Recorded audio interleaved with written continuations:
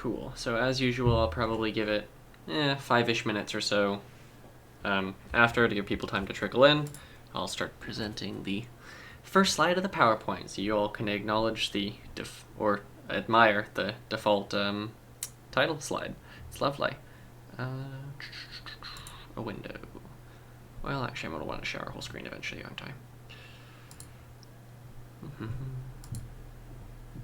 I don't know which screen's the right one. Let's try that one.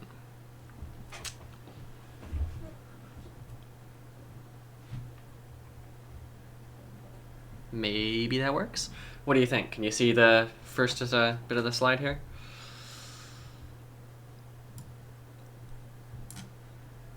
Excellent. Cool. All right, I have both my chats open. I'm all ready. It's been a while since I've done this. I've forgotten how to. But yeah, probably start a couple minutes from now. And today we're going to be ending a little bit early because we'll have a session at 5:30. It's like a little introduction-y thing from the rest of the society, so that'll be cool. It's going to get merged together. So this one should only be an hour and a half instead of our regular 2-hour slogs that I drag you all through.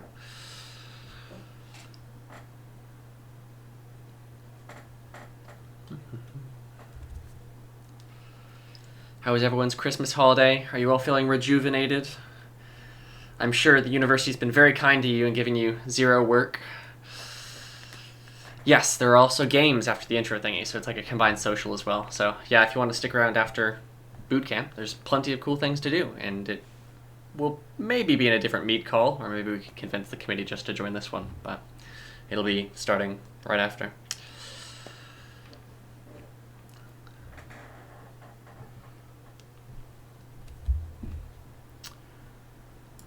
Let's see, do I have polls yet in Google Meet?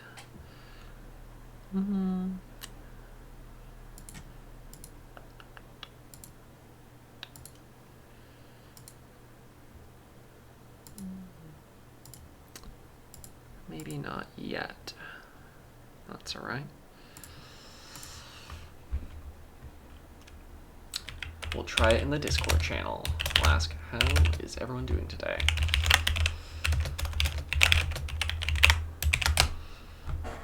I hope the poll bot still works. It does not appear to be doing so.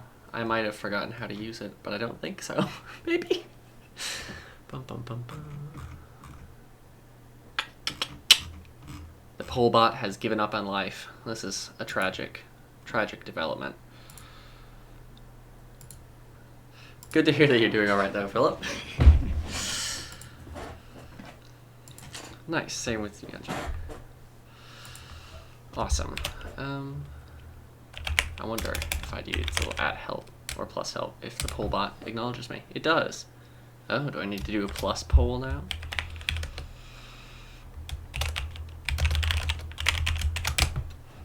Hey, okay. They've changed it on me. How dare they? Okay, cool. So some people have found the poll as well. We are also 6 minutes in, so that's our 5 we'll give people to roll around. So I think we'll get started. So today's session is about 3D printing. Now we did a little bit of that in our last Fusion session of last semester, if you were around for that. But this is going to be focusing more on actually designing parts specifically for 3D printing as opposed to just, doing it as an afterthought kind of thing. We're also going to go into many more detailed bits today, look at some more controllers that you have in something like Prusa Slicer, which is how you prepare your models to actually be printed. And we'll also look at some things to keep in mind when you're designing your part in Fusion 360 that will make it easier to print later on. Add one more person in. Welcome. Cool. So before we jump into that, though, we have the obligatory admin-y things to do. So I have 2 lovely forms for everyone to fill out. They're still wanting us to do attendance because attendance is a good thing to do. And of course, a classic turn of fate. I'm struggling to copy it. There we are. And I'll paste that link for you, so don't worry, you don't have to write it all, type it all into your address bar. So that's the attendance form. Just pop your name in there, whatever you want to be called, as long as it's like consistent week to week, that's fine. So we just have an idea of how many unique people are showing up. And it helps us get funding and things. because when we apply for funding, we got a bunch of this year. So if we want to get a bunch more, it's good to tell them, hey, look at all these people we have, and we can prove that by showing attendance. And the other lovely link is for session ideas for the second semester. So that's what the second one is. Put that in both chats. And that is because while there are plans for most of the sessions in the semester, our last one is going to be a big showcase again. So it'll be similar to the one we did last semester, where the different projects get together, show off what they've done. And then for the first chunk of the semester, we have 3D printing, which is now. Then next week we'll be doing it's a bit like a linker session almost. It's to get us into the machine learning stuff that we'll be doing for a number of sessions. So next week we'll be learning about object-oriented programming in Python. So if you were around for the Introduction to Python sessions last semester, or even if you weren't, those are available as like really nice worksheets. At least I think they're really nice. I made them. Please validate me. Those are available on the website. In fact, just in case, are there any new people here? I think there might be, but I'm not entirely certain. If you're new, would you like to say in the chat if you've not been to one of these sessions before, or if you don't know where the website is even? Which might be helpful to know.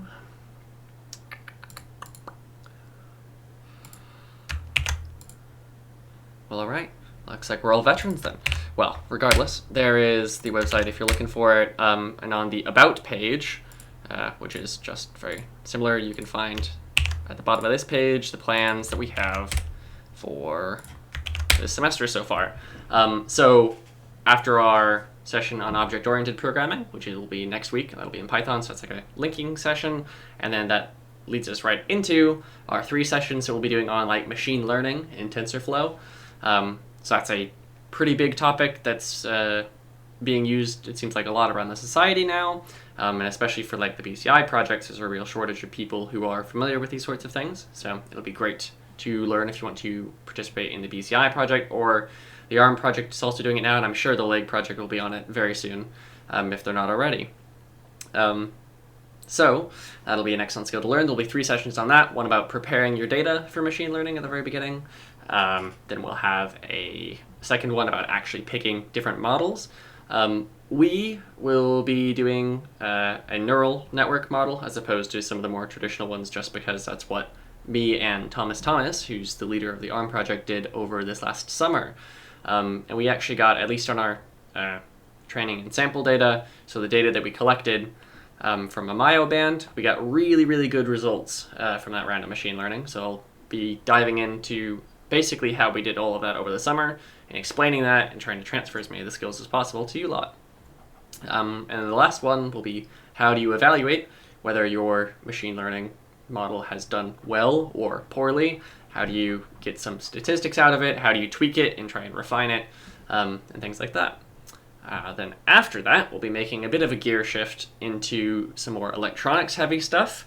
So something I don't think too many people in the society have done yet, I know one person at least on ARM project has done this already, is design a PCB, so an actual like circuit board for electronics. So right now we're probably using loads of breadboards, sticking things into those for electronics. We learned a bit about breadboards last semester if you're around for that.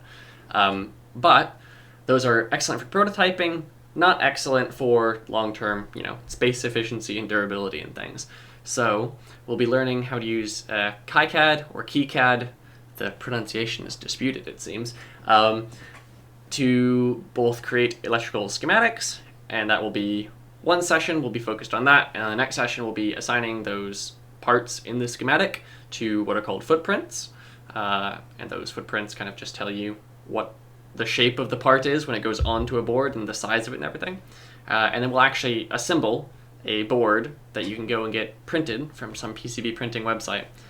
So I didn't set this up on the recording. I was going to, but then I thought, I don't need to show anything off on my camera today. But for all you here live, you can see on my webcam, I have a very nice, PCB here. This is not one that I personally designed. That's one that, the person who taught me to design PCBs designed. It was for the Avalon Underwater ROV project. But one that I did design were the ones for the mini ROV that was accompanying that, which are these tiny ones here. So there's a big, or well, tiny rather, main board, so you can see how much you can pack onto these. So this has, you know, it would have if I soldered it on processor and a bunch of different components for communication. And there's just another one for a bunch of lights to light up the path for a camera. So we'll learn how to design these sorts of things, and then you can get them printed into these fun tiny little things and build some much more advanced electronics than are capable with just breadboards. And that will be 2 sessions at least, I think. And then we run into the bit where I need all of your guys' help, which is we have 2 sessions. I think it's weeks 7 and 8, where there are not currently plans. So if you have any ideas, please do send them on that second Google form that I sent, so that way I know what you all want to learn. Otherwise, you know, failing extra ideas from the audience, I'm also working in the background on a collaboration with GraphCAD to do some more CAD and like physical design stuff, because that's certainly the bit that's missing out of this curriculum currently. And even if we can't work with GraphCAD, I might be able to twist the arm of some of the committee members into helping me make a more advanced Fusion session, since they've got some more experience. So we shall see how that goes. But if you have any other ideas, things you'd like to look at, definitely let me know, especially if it's like specific CAD things. Yeah, cool. That was a much longer admin session than I was anticipating having, but that is all right. We will move on. Cool. So moving on from that, let's talk about some 3D printers. So the first thing to know is that there are tons of different types of 3D printers, not only different models of them and different ways of building similar ones, but also totally different technologies for making things out of 3D models.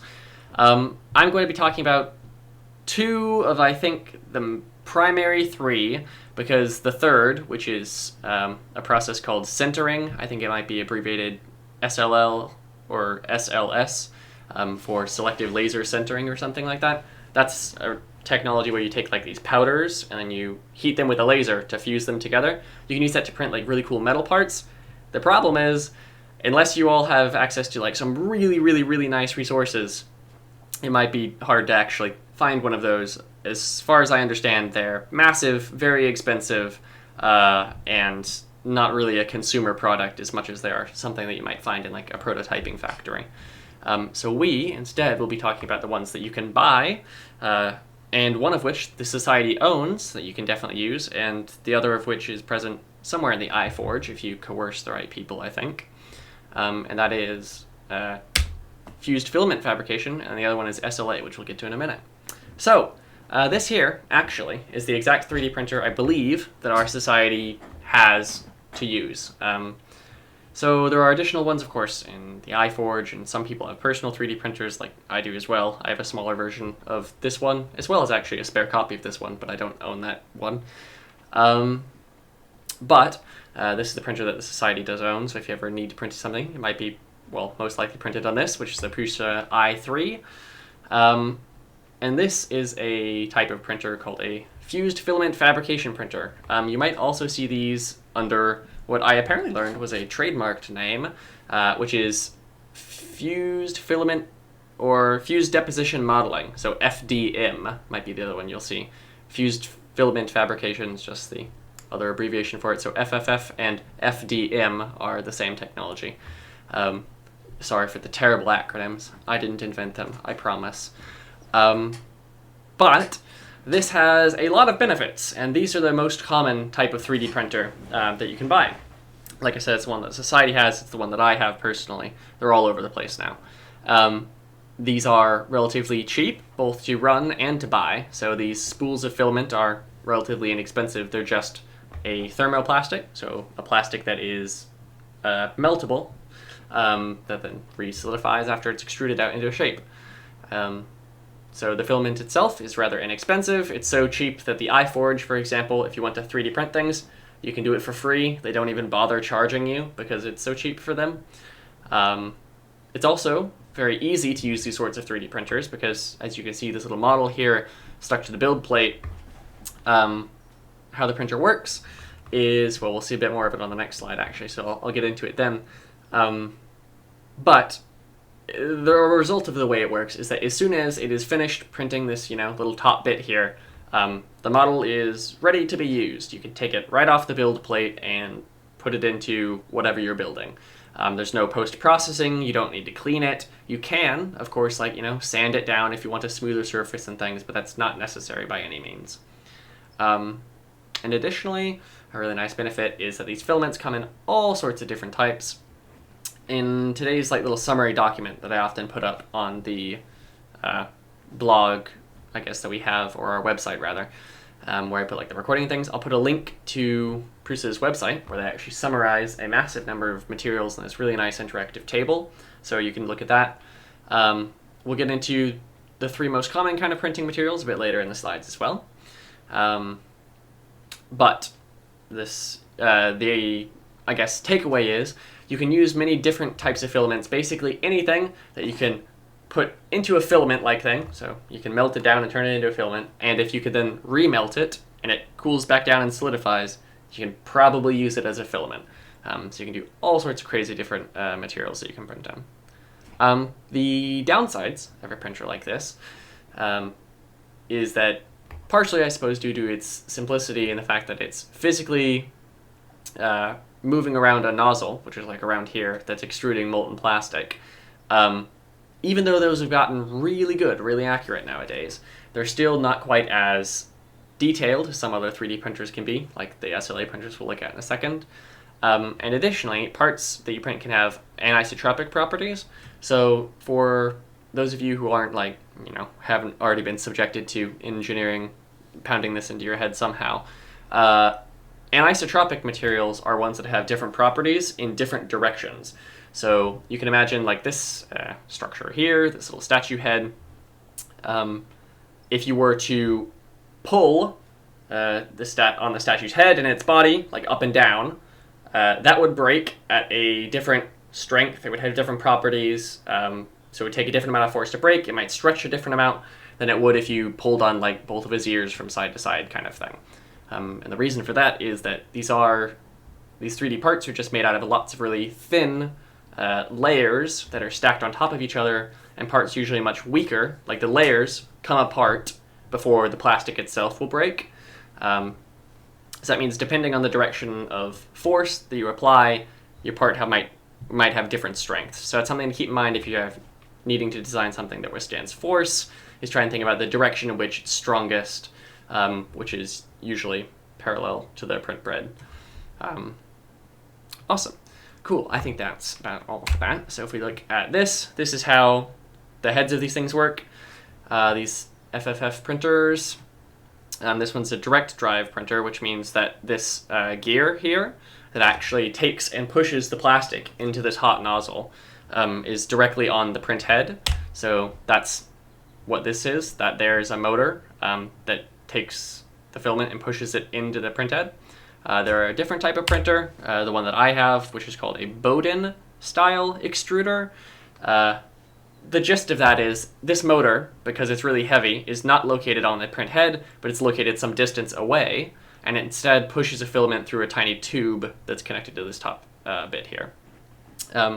Just an extra bit of trivia for you.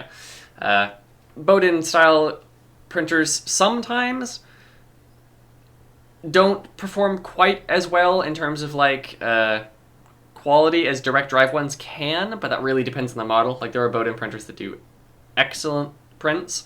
The advantage of moving this big motor off of the print head is you can print things much faster, because if you think about it, there's much less inertia when you're moving the motor around. So it's much easier to accelerate it.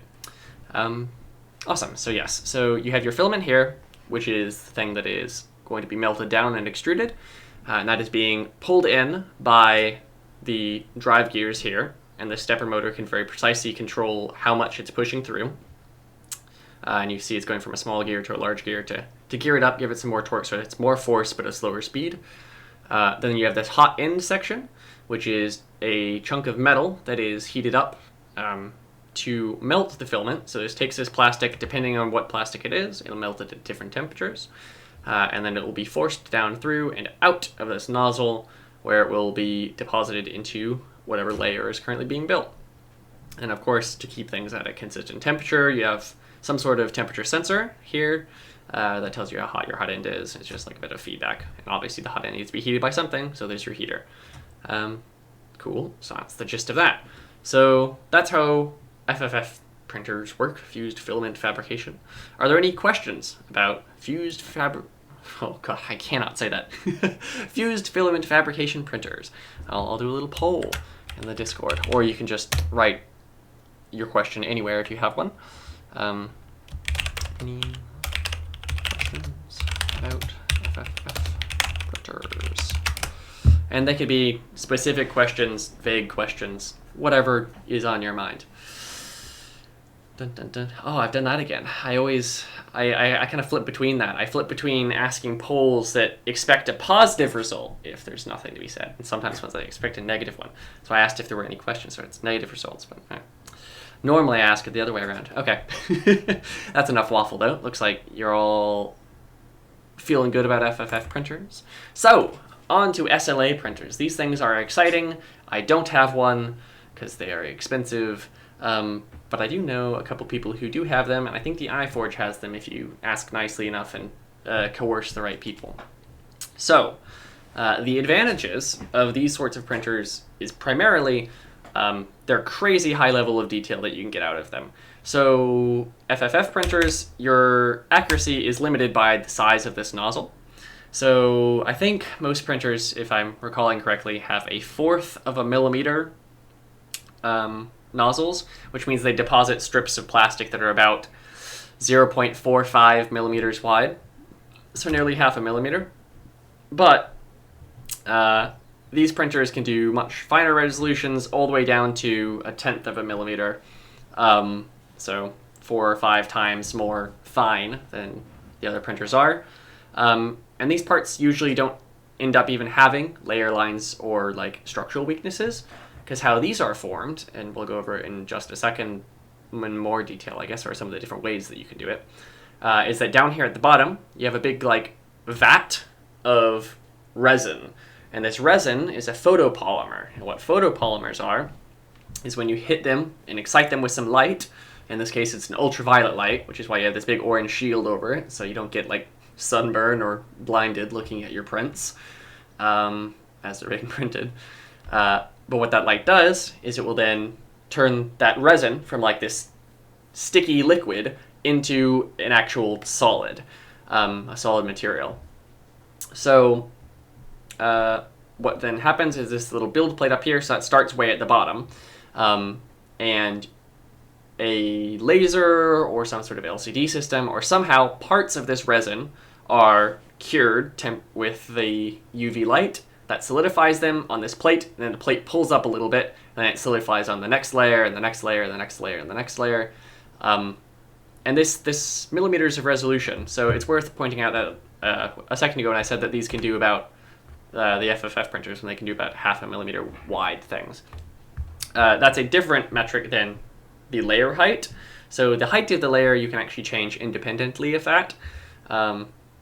Here you can also do the same, I believe, to a degree, but this resolution, you can still maintain these very, very thin layers. So because you're just curing kind of like this liquid onto a structure, and you're doing that with light, and you can move this plate very, very, very tiny amounts, you can build incredibly thin layers that don't even look like layers. They just become kind of one solid structure, and they don't have that anisotropy property. So these are isotropic, which means they're the same strength in all directions usually. I mean, not this particular shape, but that's just because of its geometry, but just in general, the material is, which is very nice. But the downsides of these, of course, are that they're much more expensive to use. This photo resin is much more expensive to get than all that filament on the spools. It's also much harder to store and to restock and to keep clean. And the printer is also usually more expensive. I say usually because there are some like really cheap SLA printers available now. But for example, if you wanted a Prusa SLA printer, which they do make, so the same brand as these people, their SLA printer, this is not their SLA printer, this is Formlabs, a different company. I actually don't know how much this one costs. But the SLA one from Prusa costs 1,000-something pounds versus 1,200-something pounds maybe, versus my little tiny FFF printer, which is 300 or so. So there's a big cost difference. Perhaps the biggest thing that like turned me personally off of them is they're harder to use because they require lots of processing. This resin, once you take it out of here, well, first of all, you can't just reach in and grab this part once it's done printing, because it's still covered in a layer of this resin. This resin is often toxic, and you don't want it on your hands. It's sticky and bad for your health. So you have to use gloves when you're handling it. So you have to use gloves to take this part out of the 3D printer, and then still using gloves, you need to put it into a bit of solvent where you wash off the unused resin that's coating the surface. So you need to do a washing step, and after the washing step you need to do a drying step, and after the drying step you need to cure it, usually with more UV light to bring it to its full strength. So that's either with a special machine or by setting it out in the sun for a while. So it's a much more complicated multi-step process. It's not like print it and you have it there in your hand and you can use it. It's very much a just one step of the process. The materials themselves, of course, seeing as they have to be things that are photopolymers, which are generally a somewhat more specialized material than thermoplastics, so plastics that melt. There are fewer materials that you can print with, essentially. There's still a decent range of them, I think, but they are often toxic, which means when you do that washing step, for example, you can't just like flush that down the sink. You need to either do special chemical disposals or recycle it. It's a much more complex process. But it's often worth it for these crazy detailed prints you can get. Like things like this would be very, very hard to print on an FFF printer without some sort of supports or by sacrificing the detail. So it's a good example of these printer strengths. Awesome, cool, and then really quickly, some different ways that you can actually make these things work. Most of the cheapest ones are LCD masked, I think. Some of the fanciest ones are laser exposed. Basically, the general idea is you need to somehow get UV light to light up parts of this resin bath that are going to become layers in your final part. So here, the laser's building that side of the thing. This projection thing, well, we have to assume it's actually like a real projector where it's projecting just the shape onto it. So it's not lighting up this whole thing, but rather it would just be lighting up this little bit here and this little bit over here. So it just like projects the shape of that layer onto the bottom of the bath. And then here is the very cheap one, or cheaper one, not very cheap, where there's this LCD screen. So that's like what you have on your cell phone. In fact, oftentimes I think they build these printers with cell phone parts. And a bunch of ultraviolet lights behind it that are always on, and then you just make certain pixels clear to expose selective parts of it. And these ones are definitely the most economical. And there are also many fewer moving parts in general with these, so fewer moving things to break. Just they take a bit of like higher effort when you're using them as opposed to maintaining them, I guess. Cool, and I think that's all I have about SLA printers. I'll re-ask the same question, but this time we're SLA printers because these ones are a bit stranger. Questions about SLA printers. Has anyone here actually used an SLA printer? That's a separate question from the poll, but I've not actually used one yet in person, but I think it'd be quite fun too. Anyone had a play with one? Oh. Tragic. We're all SLA-less. Maybe we'll have to pester the society into buying an SLA printer for reasons. I don't really know what those would be yet, but you can always justify things if you want to buy something, right? Okay. Awesome. So now on to, I guess, like the big chunk of the presentation. Ooh, do you know the difference in printing times? That's a very good point, actually. So there's some interesting differences in how the printing times work. So I'll go over that real quick. I think, in general, SLA printers are faster. It depends on the amount of detail you want to do. But SLA printers, especially these types of SLA printers with the LCDs, they can create an entire layer instantly.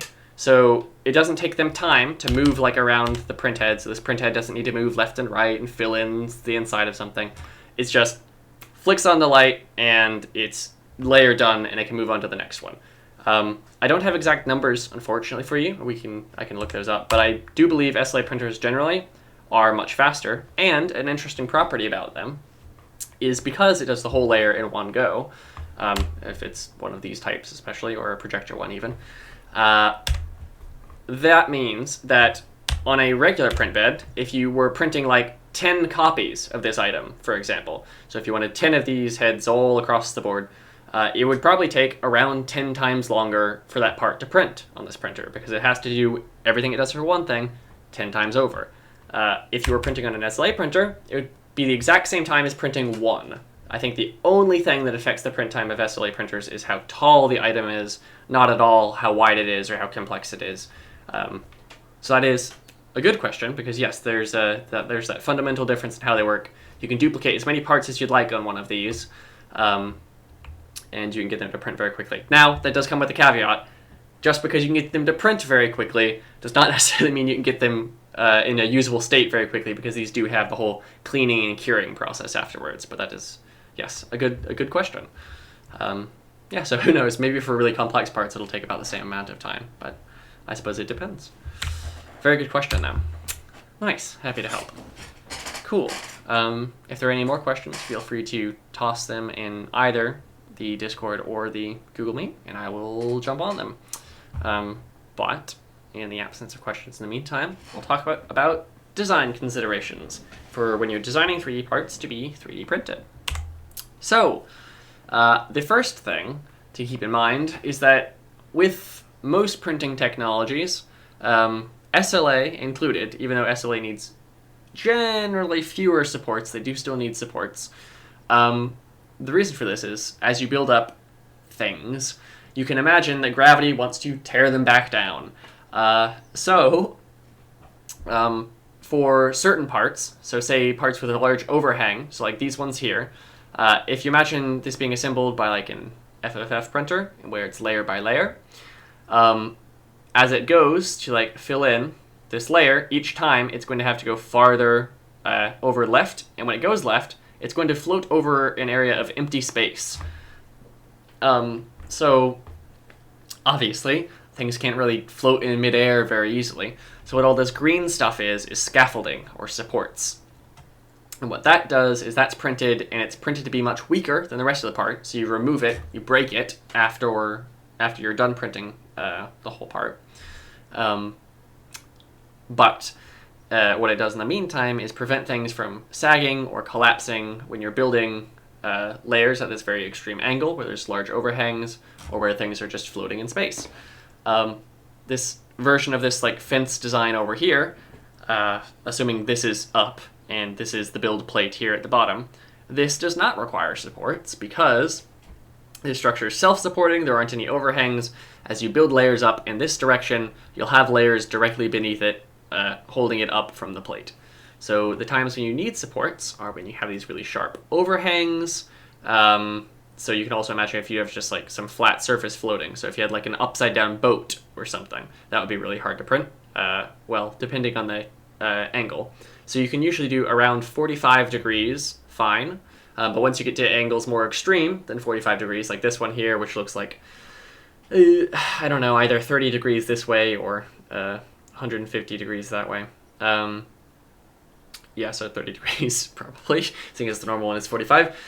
So once you get to those shallower angles, then you'll need supports to help out. So you generally want to minimize that. The reason you want to minimize that is because these supports do three things that are generally undesirable. One, they add build time, so your printer has to spend time making all of these supports when it's going up layer by layer, especially for the fused filament printers. So all the time here, where it's just skipping over these empty portions, you're now wasting filling in the whole shape, at least to some degree. Additionally, when you remove these supports, you might be able to see this from this kind of like, tick pattern along this line, if there's enough pixels on your end to see that. It leaves a rough surface when you remove these things. Ooh, yes, excellent. Very good idea. So Alex has just popped into the bootcamp session, and there is, if you want, if you're really interested in 3D printers, somebody next year needs to hold the society's 3D printer, because Alex Pop, who's the current leader of the society and currently owns the society's 3D printer, will be graduating. So we'll need somebody else to keep it safe. So if somebody is feels like they'd get good use out of it and could keep it for the society, and when people in the society need to like print things, you could set it up for them and set it printing, then definitely let one of us know. Cool. And then Alex might be able to pop in at the end of the session and show some cool things as well. He might even have a working printer that we can look at. Awesome. Yep. So supports, they slow down the build. They use more material. That's another thing. So you have to use all the material to fill in this. And also, like I was saying earlier, when you remove these supports, it leaves a rough overhang surface, so it's not as smooth of a surface. We'll see a couple examples of that as we go along. Now, with that being said, if this were some sort of fence part here, and we did really want to print this shape of like, you know, cool diagonal looking fencing, but it was really, you know, thin, say in and out of the screen, how would we print this part without using any supports at all? What would be the best way to print this part? Any ideas? That's a question for the crowd. Answer wherever you please. I feel like I should get some Jeopardy music. Dun, dun, dun, dun, dun, dun, dun, dun, dun, dun, dun, dun, dun, dun, dun, dun, dun. Any ideas? How we would print it without supports? And the crowd goes wild. Okay. I will assume that you're all pondering intensely. So, the trick here could be, the reason supports are needed is to combat gravity, but if you took this fencing structure and laid it down on its side, so if you imagine this blue background here being actually the build plate, and we're looking at it from the top down, then we wouldn't need any supports at all, because these things would be supported. The fence would be laying flat on the ground, basically, instead of the fence standing up. And with it laying flat on the ground, everything can be connected down to the build plate. And that could be how you could print this thing without supports, and that would be the best way to print this. In fact, even this one, to be honest with you, you probably definitely should not print in a vertical orientation, because it's much more prone to things like falling over or getting a little bit of sagging up here. But if you printed it flat, that would be good. Generally, you want to try and reduce, I guess, the build height. If you can get things closer down to the plate, that's better usually. Cool.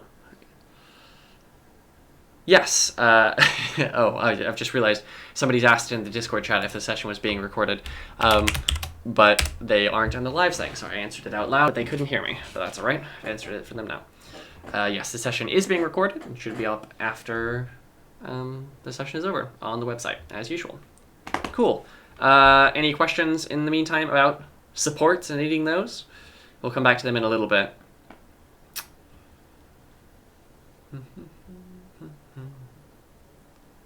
Cool. Okay. I will assume people are alright with that, because we will come back to them in a minute, which will be great.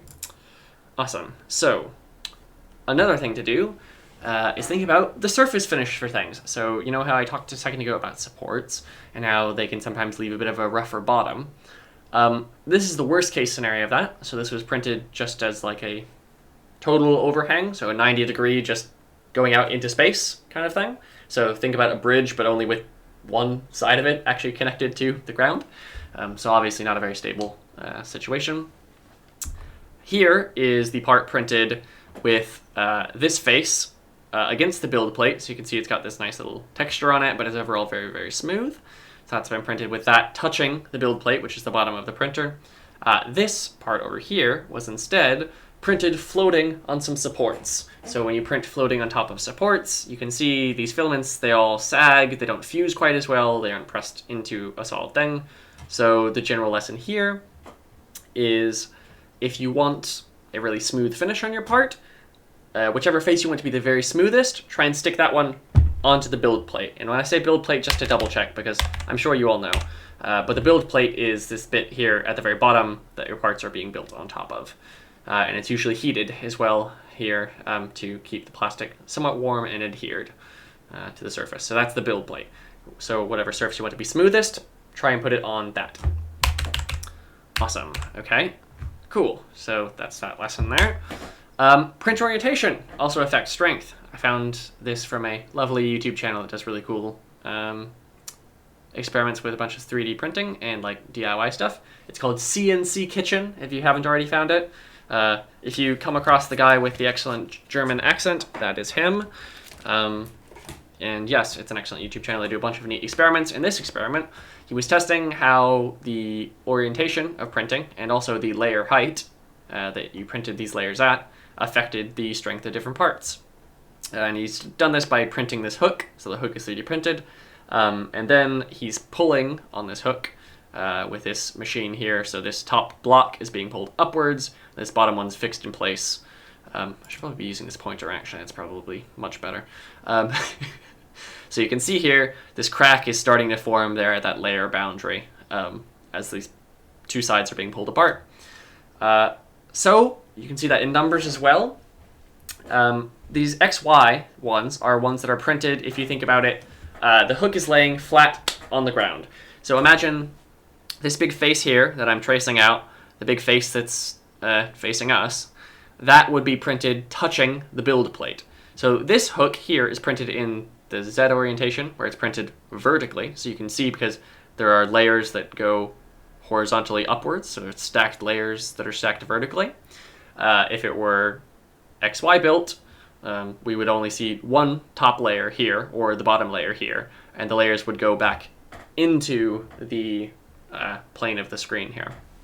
So what this is showing in this graph is that when you print it that way, it's much stronger. So this is hinting at that oh boy, that word always kills me. Anisotropy, anisotropic. One of those. Anisotropic behavior of 3D printed parts with FFF printers.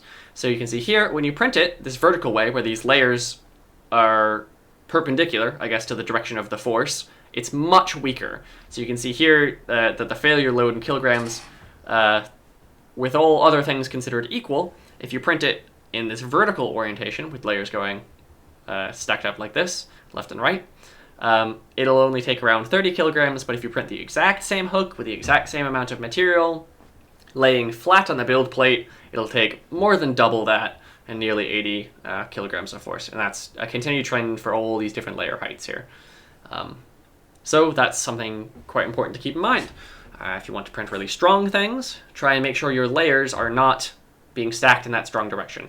So the strength of a layer itself, like if you try and pull apart a layer, that's stronger than the force holding the different layers together. So the layer adhesion is normally not as good as the layer strength individually, I guess, if that makes sense. I'll ask if there are any questions about that, because I talked myself in circles trying to explain that one. So,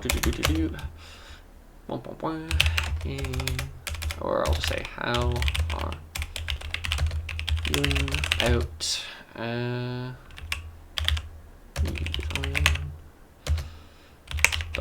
so far? This one's phrased as a positive question. Oh no, I played myself. I don't know if I'll be able to get the bot to recognize this. I put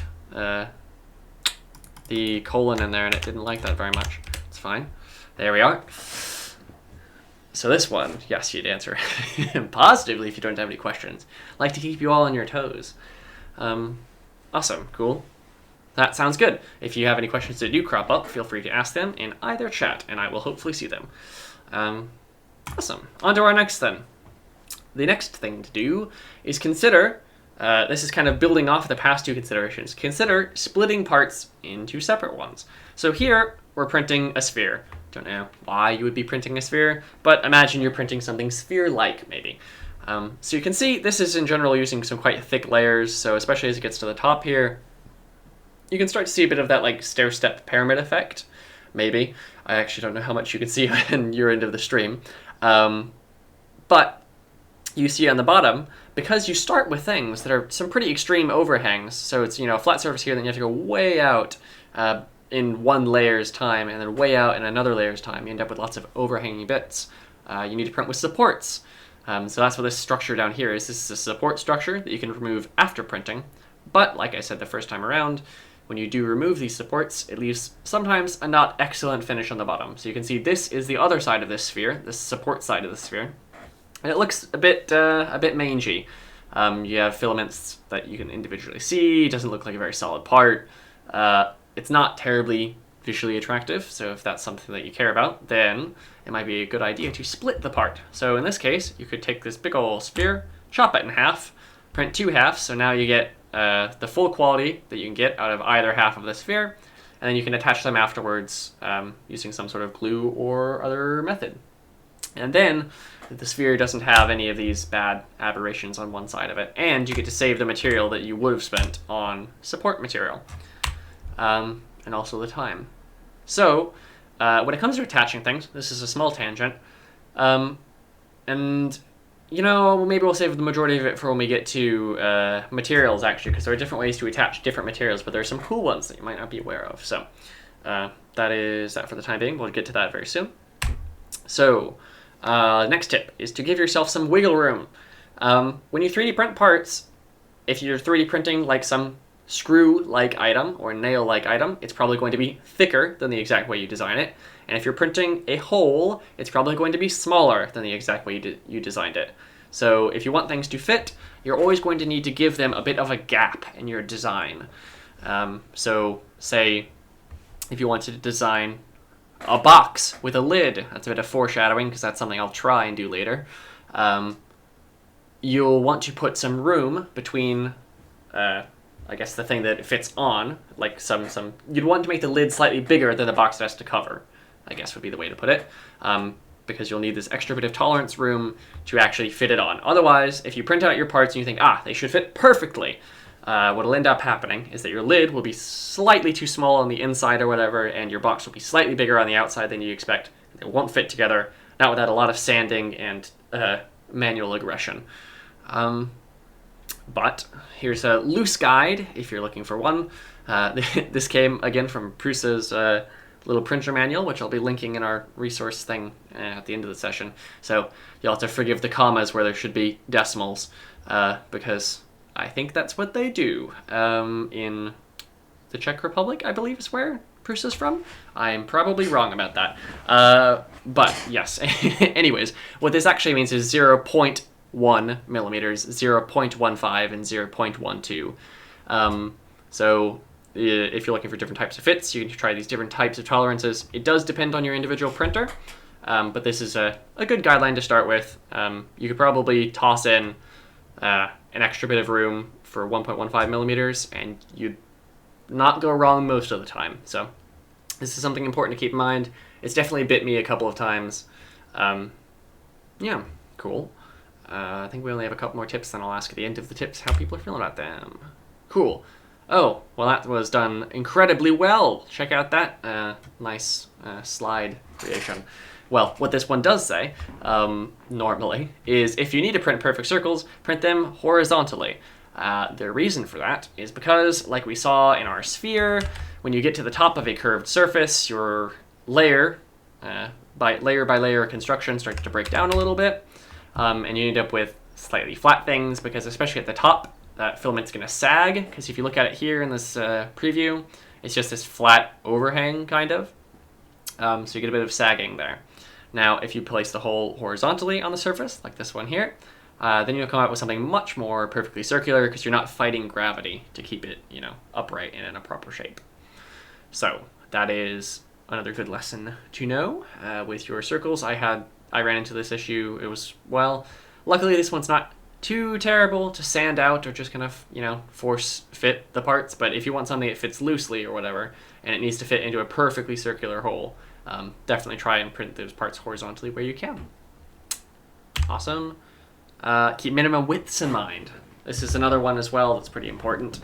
Because like I mentioned earlier, a standard 0.4 millimeter nozzle has a perimeter width of 0.45 millimeters. So perimeter width meaning if you just wanted your 3D printer to draw the thinnest possible plastic line, like around the build plate or whatever, it would be 0.45 millimeters, because it gets squished a little bit when it comes out, so it gets a bit wider.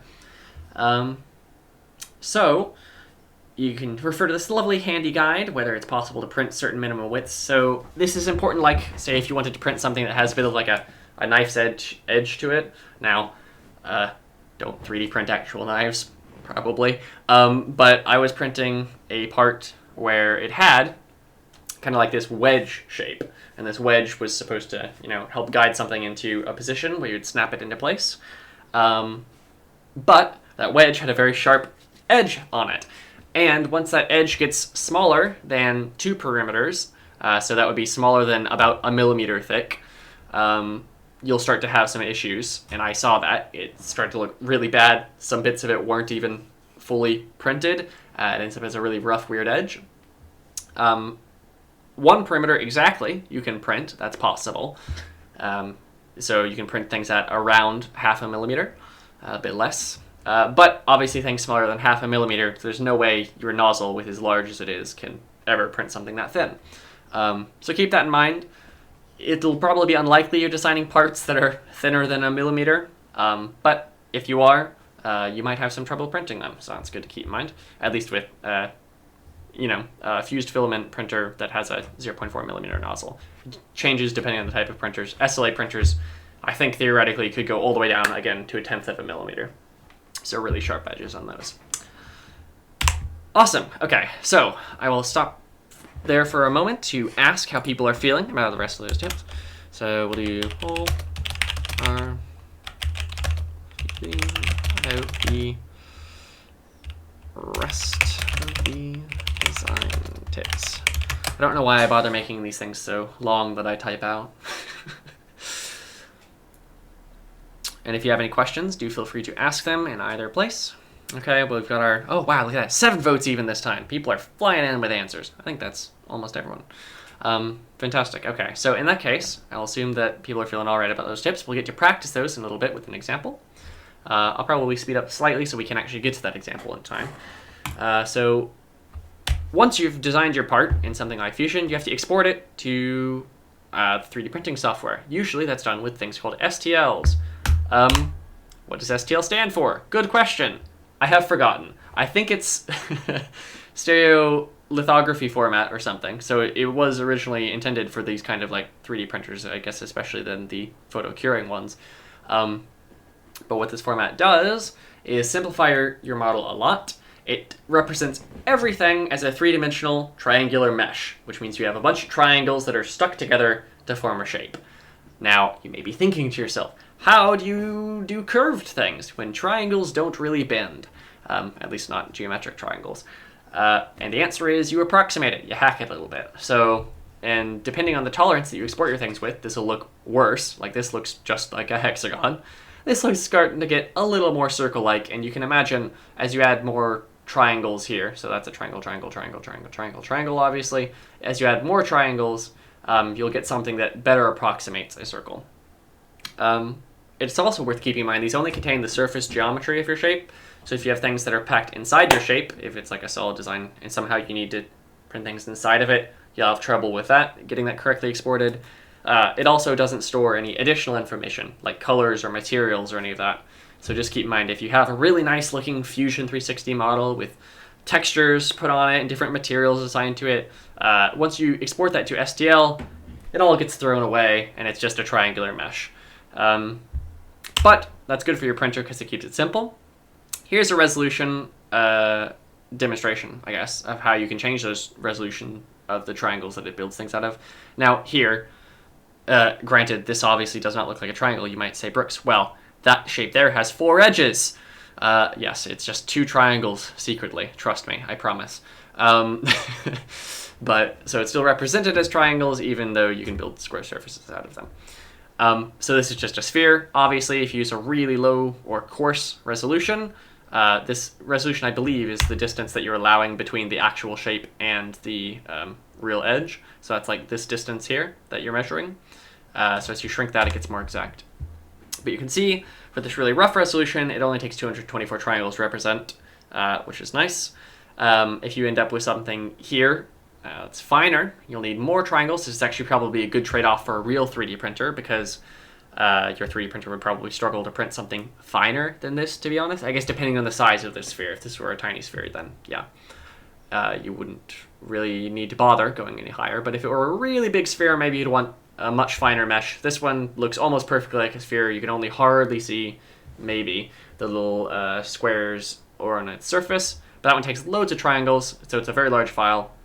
And additionally, an interesting thing that I discovered recently, if you pack a 3D model full of a mesh like this with a bunch of really, really, really tiny sides and export it to some 3D printers, some 3D printers actually choke on that amount of data. So they struggle to process it all quick enough, so they can kind of stutter occasionally when they go around. It's a bit of a rare issue to have, but it was another one that I've seen documented and explored on a couple of different YouTube channels. I haven't had it myself personally because I've not bothered making crazy fine models like this because there's no point. Your printer couldn't do much better than this often anyways. But if you ever do end up with weird issues like your printer seems to be just performing not fast enough, so it's like stopping and going and hitching and things, you can try dropping the resolution a little bit, and that should be all right. Cool. We'll do common print materials, and I think we're onto our demonstration. So I'll go over these pretty quickly because there's lots of reference material for them, and I realize this is word soup. Please don't bother reading it all if you don't want to. I'll be explaining it. So PLA is the most commonly used material for 3D printing. It's the one that I've done almost all of my prints in. It's really nice because it's biodegradable. So it's just like made out of a cornstarchy sugar, I think.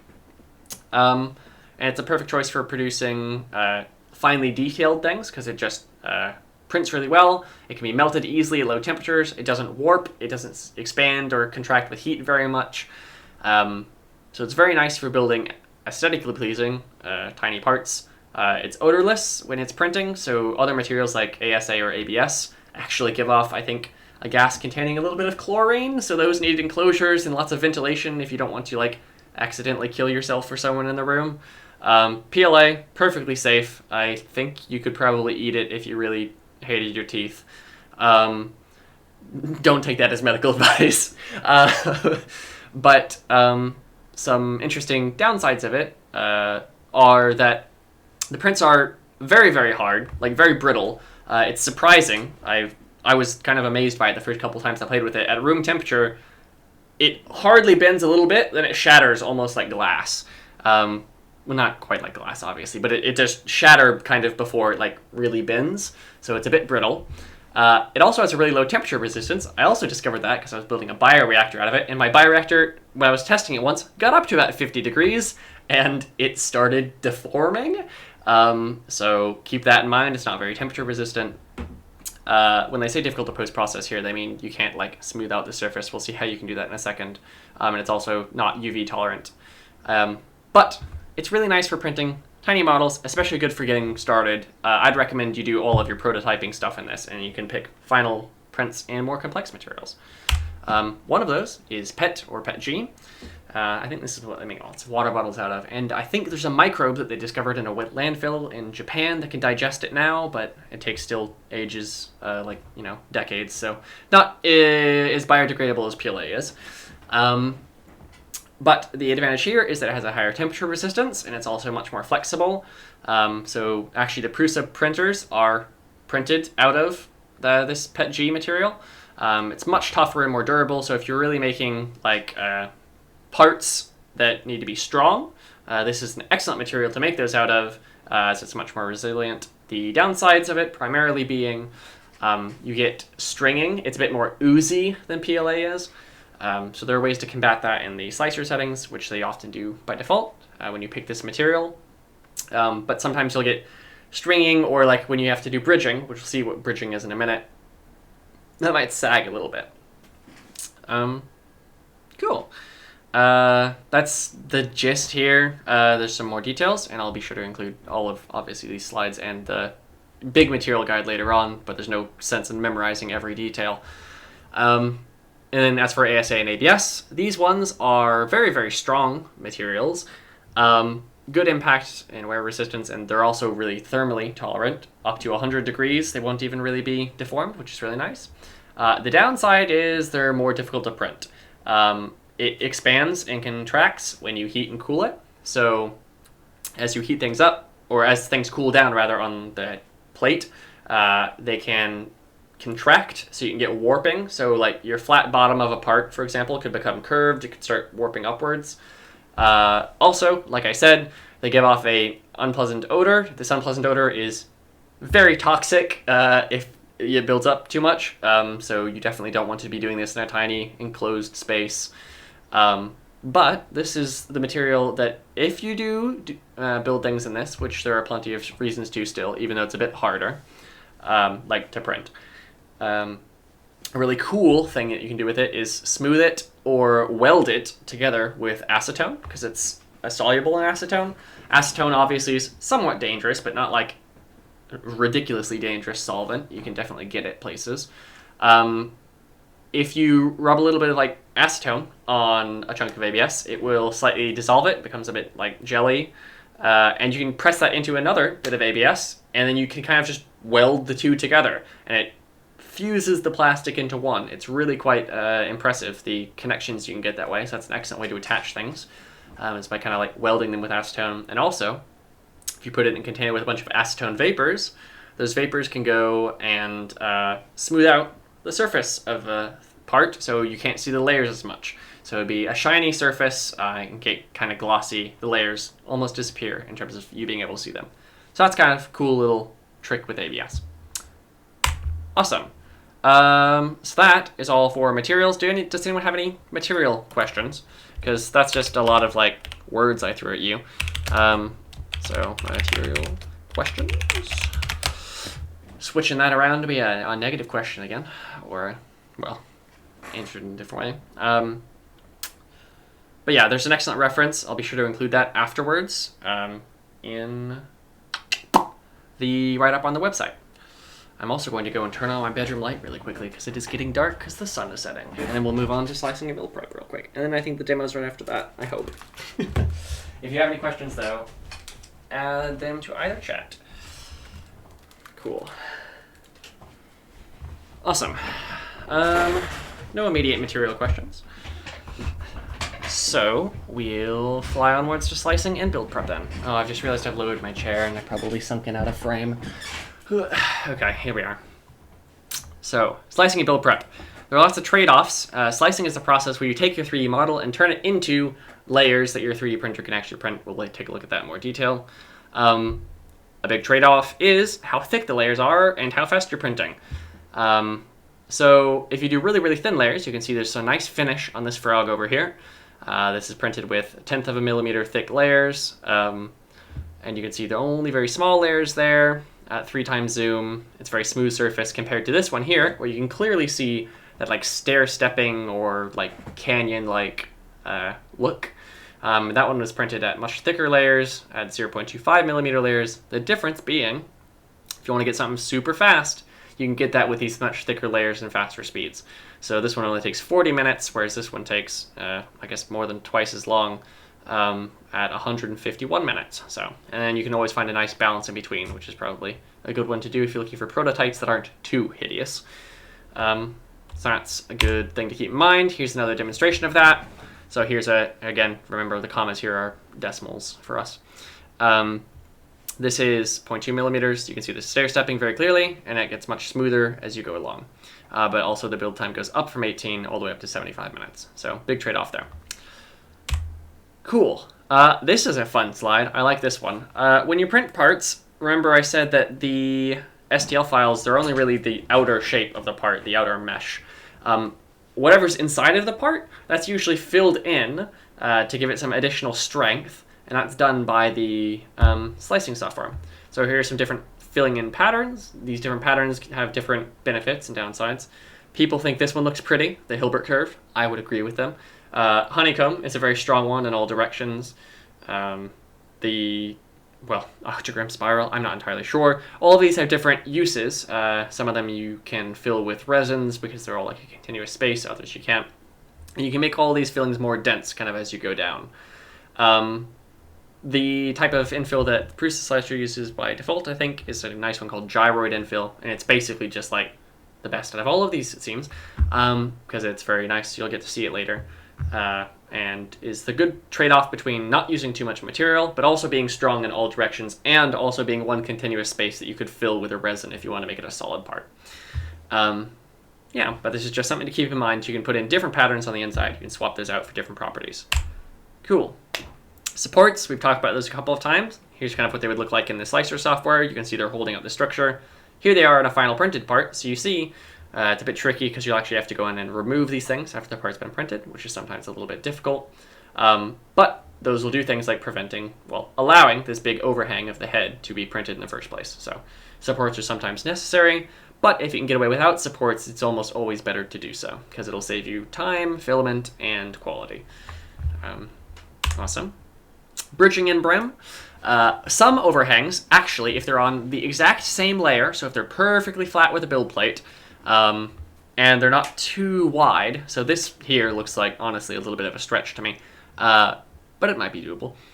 Your printer can actually extrude plastic and pull it through the midair, and as long as it's extruding at the same speed as it's moving, which it knows how to do decently intelligently, it can stick it there and stick it on the other side, and then it's suspended, like a suspension bridge almost. So if you have things like this, you can actually get it to build these overhangs without supports. So that's called bridging, and the software usually figures that out decently automatically. But you want to keep these bridges as small as possible because they do tend to sag.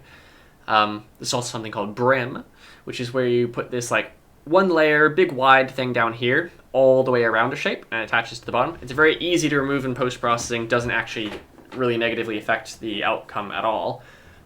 What it does do is if this part were much smaller and really tall, it prevents it from falling over, really. So it sticks it to the plate much more strongly. So if you ever have parts that, as you're printing them, topple over, so say you're trying to print like, a thin, tall cylinder, if it's toppling over, try tossing a brim on it. We'll take a look at how to do that. Cool. And then skirts and rafts. Skirts, you can kind of go around. This is to extrude some plastic before you start printing to make sure that the filament is all heated up and prepared, as well as it can block cold air from coming in and touching this first layer at the bottom. So it creates a little warm environment because these plates are usually heated, and that can help reduce warping on things like ABS. To also help reduce warping, we have these rafts here. These rafts are essentially putting the entire thing on a thin layer of supports, so this will really quite negatively affect the surface finish of that bottom, so it won't look like it's smooth, but this can often prevent it from doing that warping I talked about earlier, or coming up off the print bed, because you have this heated area down here that's held kind of up from the plate. And it also makes parts easier to remove sometimes. Awesome. Okay, that is the extent of the presentation, and then I'm going to have a demo that I'm going to try and throw together. So while I get that ready, I will ask, are there any questions? Again, so any questions? This is from the whole bunch of slides, or even not the bunch of slides. Anything 3D printery even. Feel free to interrogate.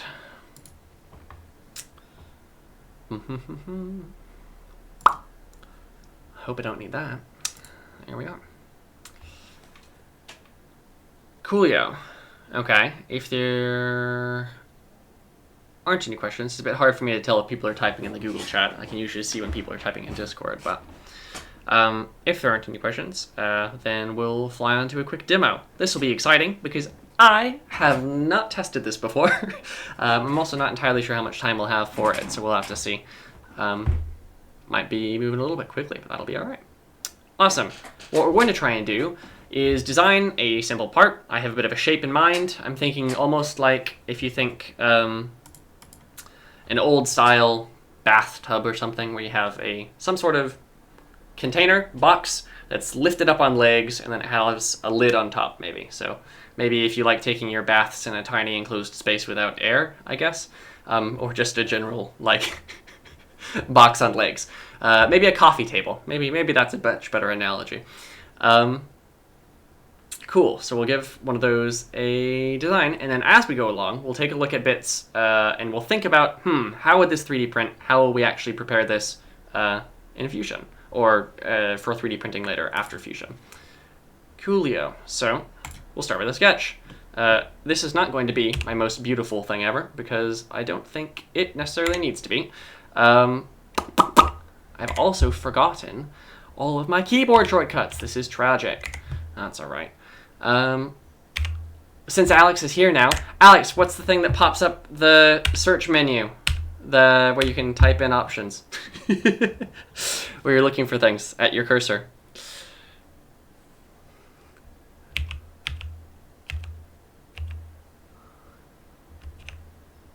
Oh no! Okay, well that's fine. Oh, it's a lovely little, okay. On the fly Google.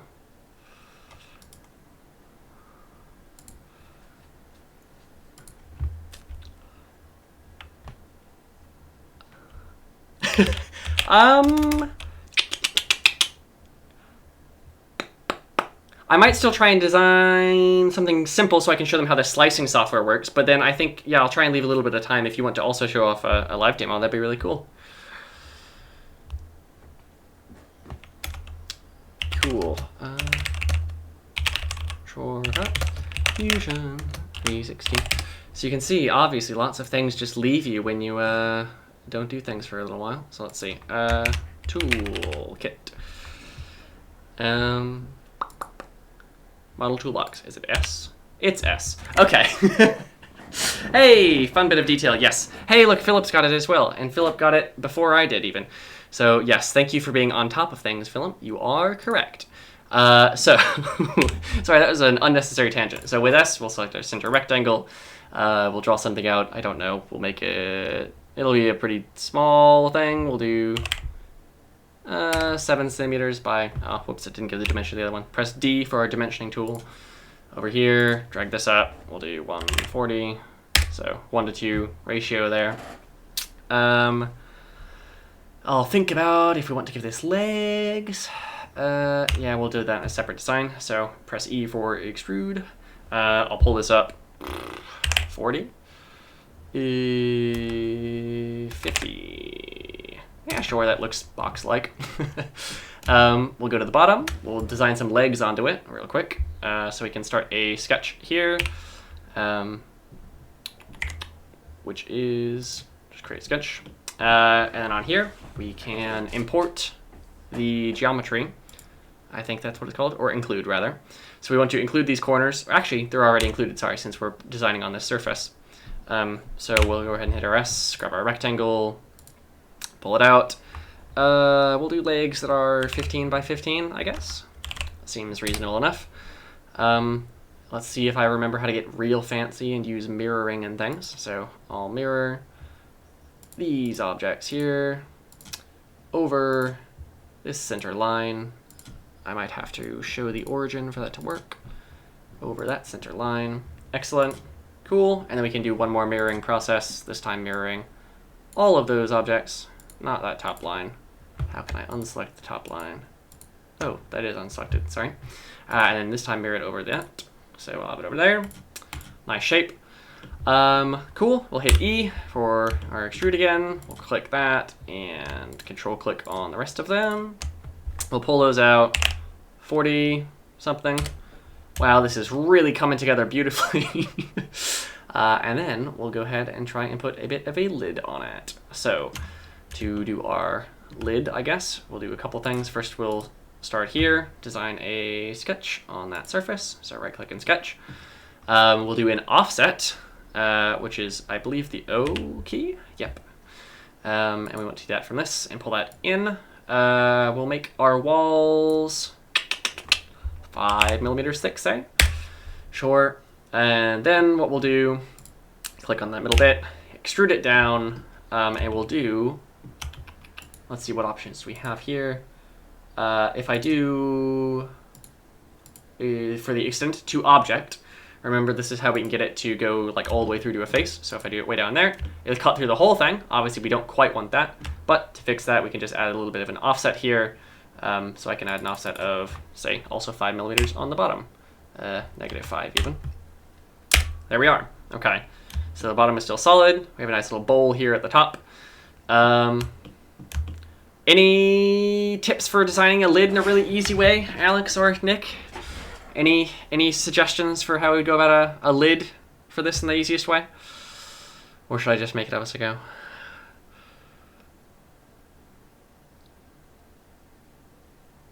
I mean, that definitely is the easiest thing to do.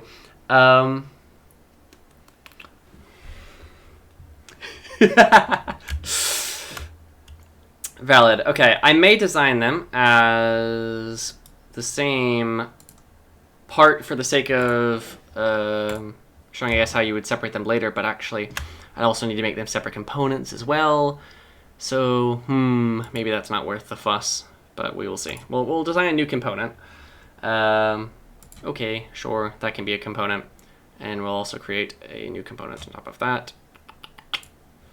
Create new component. This one doesn't need to have any parent.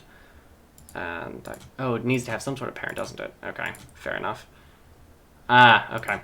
Secret is, I don't exactly know what I'm doing, so instead we'll do what was recommended by Alex and Nick, because that's the easiest way.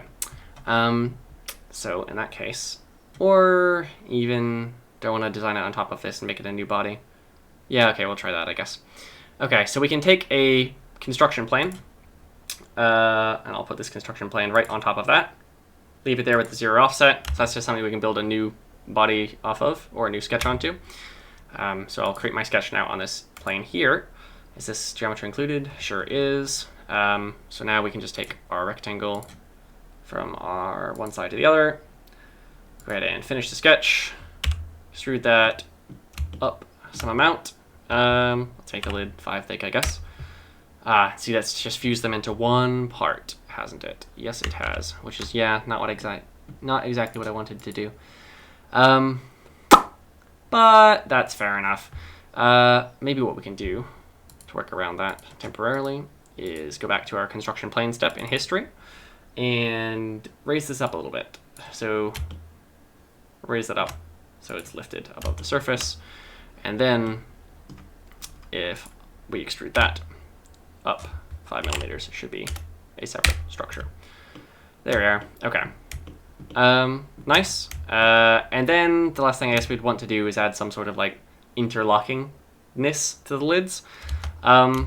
So I think our wall is currently 5 thick. So if I go ahead and hide, let's see if I can see the separate bodies here. They're all one body. Now that's fascinating, isn't it?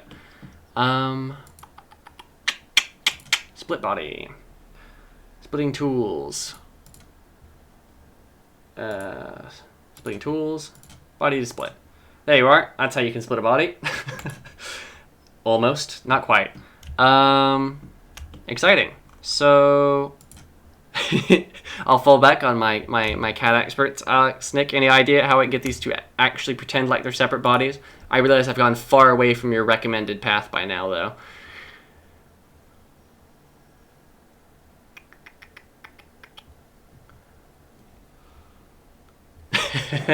No worries. Any idea? Darn it. I should have remembered that. You're very much right. Yeah, here. Oh.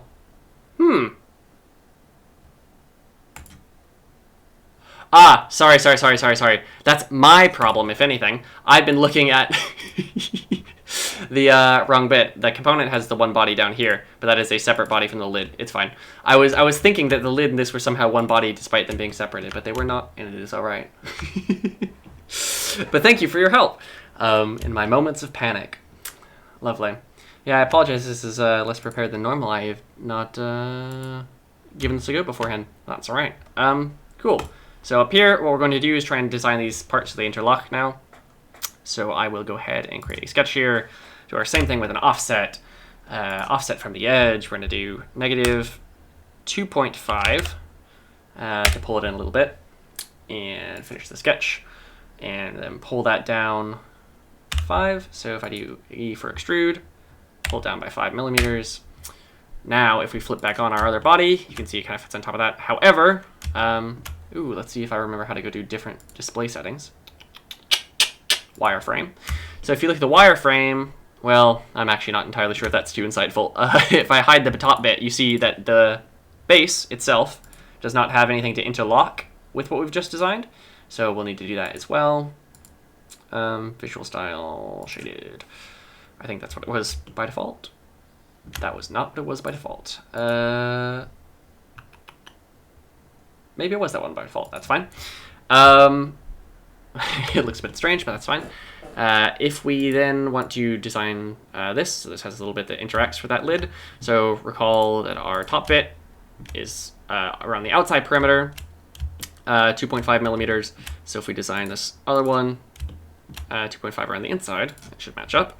So create sketch, and we can do this shape. Yes, this definitely looks stranger than it did before. I think I'm not showing the edges is what I've done, but that's fine. So offset this. This time we're going to go out by 2.5. That's gone in by 2.5, so I want to go the other way by 2.5, so negative 2.5, I think. Yep. Yes, okay, so let's change the view back to I think what the correct one was, with visible edges only. There we are. Okay, much better. Now what we can do is head our extrude and pull this up. I think it was 5 millimeters. Cool. So you can see now this has this little lip here and our lid on top of it. If I transform this body, go upwards, my friend. That was not what I wanted from you. If I transform this body, move copy, upwards, you can see it'll just kind of slot on there. Now, from this design, let's think about our 3D printing considerations. Would people like to start spitballing all of the, well, essentially, if this were designed to be 3D printed, all of the mistakes, yeah, that I've left. So Nick has already gotten and caught one of the mistakes that I've made here. Can people think of other things that might be interesting as well? What if I wanted to add some fillets or chamfers and things to edges? Any ideas for mistakes or considerations, things to do if I want to print this actual shape? How I'll need to change this? So, as Nick has pointed out, I'll do the tolerance thing. I think that's actually a good idea. I think I can offset faces, which is what my entire plan so far has relied on. So let's see if I can actually do that. So if you want to add a tolerance where these things fit together, remember that you need that usually. So I've selected now the outside face of this, so I'll make this one a bit smaller. I believe offset face is an option. It is offset face. And if I want to push that in, pop, well, okay, not by negative 5 millimeters. Let's try by 0.15. And we want to bring that inwards, 0.15. So it's a bit smaller. There we are. So that should leave us with a tolerance that is enough for that to fit in. We can actually even, oh, I wonder if I delete that, if that'll totally break history. Nope, it'll be fine. Look at that, nailed it. And then if I do visual style, wireframe again, now you can see if I align myself perfectly with this view, there's that gap there, there's that tolerance. If we measure the distance between them, which I actually don't know if it will let me do, it will not let me do. Yeah, so at that corner, maybe it might be 2.5 millimeters, but it's a much smaller gap than that if each one of these is 1 millimeter, which I believe it is at this scale. So yeah, you should see that now there's a tolerance there, so that's good. That'll fit together. That'll be nice. Any other things that people think should be considered? How, well, okay, we can go through the whole, well, okay, there's one big issue we'll need to probably fix in, we don't even need to fix it in Fusion, it'll be fine. We can fix it in the slicer, so we'll jump to the slicer and then we'll fix the rest of the problems. How's that sound? Cool, so with that in mind, I'll real quickly hop to that. So if you want to export your model for 3D printing, in fact, this has got 2 different bodies, so this will export as 2 different things, which is good. You go up to this little file thing, and 3D print is an option. Then you want to select your body to be printed. You can see this refinement option. Here is where that resolution of the STL comes into play. This whole thing is made very boxy. We don't need a high resolution at all for any of it. So this is totally fine to leave it at low resolution. If you wanted more precision, I don't even know if this will actually make any difference for the shape. No, it won't, because it doesn't have any rounded edges. But if we did have rounded edges, changing that refinement would change these number of triangles here. Cool, send to print utility. Nah, we'll just export that somewhere. I will plop that onto my desktop. Wild stuff. Save. Okay, and then we'll do the same with our other one. 3D print. Click on that top body. The refinement can still be low because it's all square. Other wild stuff. I encourage you all to use excellent file names like mine. Awesome. Then we can jump into our slicing software. So from here, this is Prusa Slicer. This is a really nice one to use. There are some other ones. This one's the one I'm most familiar with. If we grab our wild stuff and other wild stuff and import those, we can see them both here. In fact, this is probably a bit big for this printer. We can first arrange them. When you press arrange, that spreads them out like this. And now we're going to run into some interesting problems. So if we slice this, do people see where we might have any issues around here with the parts as they are currently? What might be some things to consider? Any ideas?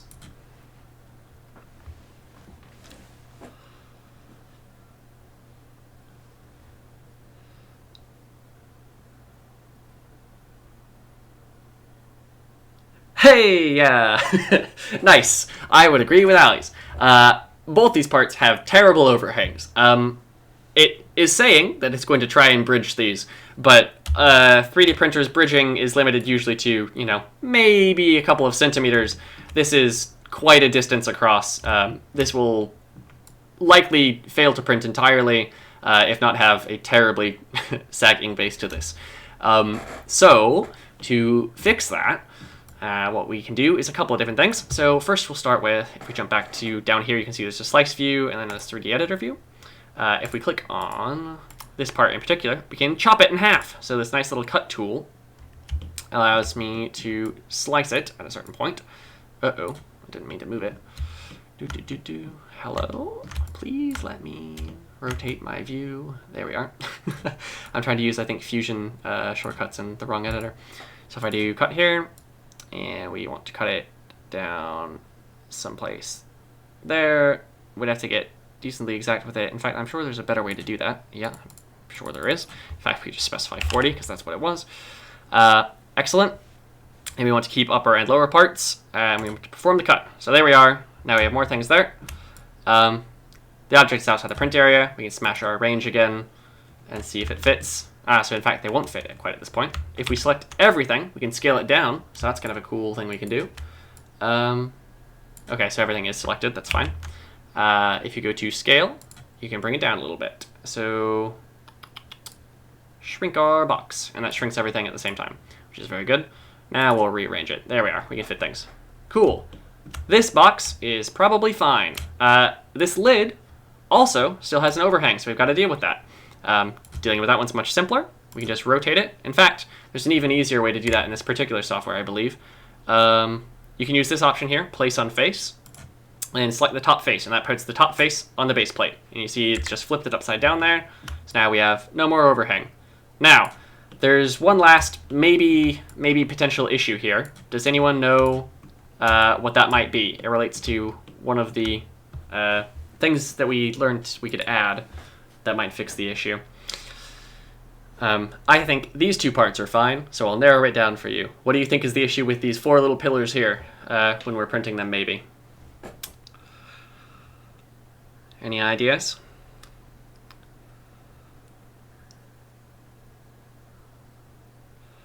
Yes, I would agree with you. I think that these things are at risk of toppling over.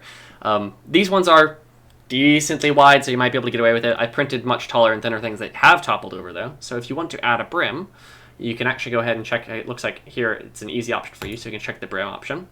And that will go ahead and add some if you reslice it. Now this creates a bit of an interesting printer artifact that I've noticed with the printing or Prusa slicer. Notice how our little skirt here that it automatically adds chops straight through the middle of our brim. That causes some real issues. It gets the printer head like covered in plastic, which is kind of terrible because it then drags it around and strings things everywhere. To avoid that, you can jump over to print settings. You can jump into the advanced stuff, skirt and brim. And then you can change the distance away that the skirt is. So the skirt distance from object is currently 5 millimeters, but our brim, or sorry, it's currently 2 millimeters, but our brim is 5 millimeters wide. So let's change that to something bigger than 5. Let's put it out at 6 maybe. Now if we go ahead and look at that, go ahead and slice this. Now you can see our skirt is outside of the shape. So the brim is going to hold these parts down in place, and we can go ahead and look at our slice here, all the way from the bottom. So you see the first layer, it all starts flat on the plate. That's what the solid purple means. and nothing's overlapping, and as it builds up, there's our gyroid pattern there. You actually can kind of see that. It looks really cool. And as things build up, there are no overhangs, so no place where we really need supports. And that should 3D print correctly. Awesome. I have bumped up against the time limit, 3 minutes past it even. So I will ask if people have any questions, and if not, I think we'll jump to the Google Meet that Alex has just plugged for us. So any questions before I go? So I'll ask, poll, any final questions? Wow, that poll bot really just works when it wants to, doesn't it? Oh, there it is. And cool. If there aren't, I'll hang around here probably until everyone else heads off, but then once everyone else is off, I will also join the link that Alex has put there, and I will join you all for a cool bunch of presentations and things. Yeah, happy to help. And feel free to shoot questions at me later on Discord or anything.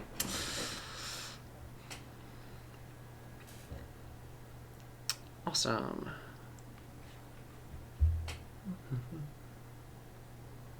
No worries. Thanks, Philip, for coming along.